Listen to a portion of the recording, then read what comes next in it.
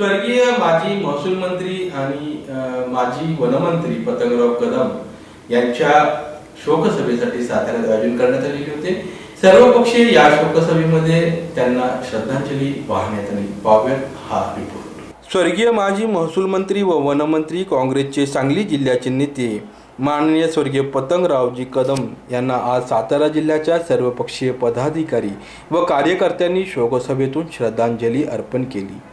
यावेळी आमदार शिवेंद्रराजे, वसंतराव मानकुमरे, जिल्हा पत्रकार संघाचे हरीश पाटणे यासह जिल्ह्यातील सामाजिक स्तरातील नागरिकांनी यावेळी शोकसभेतून शोक व्यक्त केला। माजी मंत्री पतंगराव कदम यांचे सातारा जिल्ह्यातील सर्व पक्षीय नेत्यांशी जवळीक होती। सर्व पक्षीय नेत्यांना पतंगराव कदम आपला माणूस वाटायचे। त्यांच्या जाण्याने राज्यातील विशेष करून पश्चिम महाराष्ट्रातील राजकीय मोठीपोकळी निर्माण झाली आहे।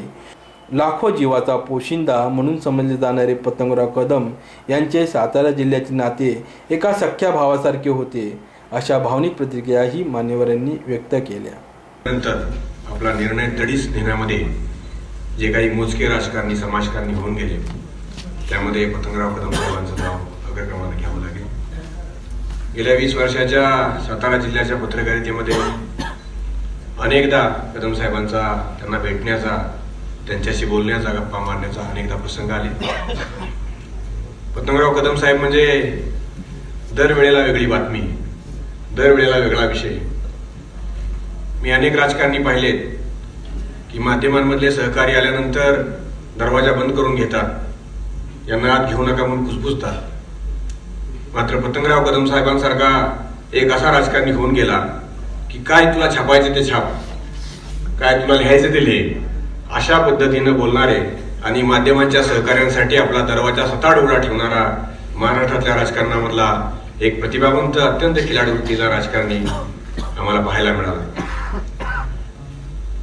पत्रकार परिषदा असू द्यात, राजकीय मेळावे असू देत, माध्यमांमधल्या आपल्या जवळच्या मित्राकडे बघून व्यासपीठावरूनच हातवारे करणारे कदम साहेब मी अनेकदा पाहिले।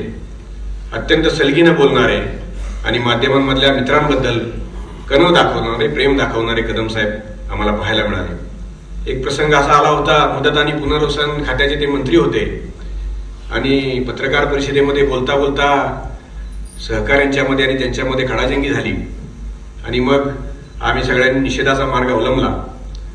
पुन्हा आमची आणि काँग्रेसच्या प्रतिनिधींची बैठक झाली आणि दुसऱ्या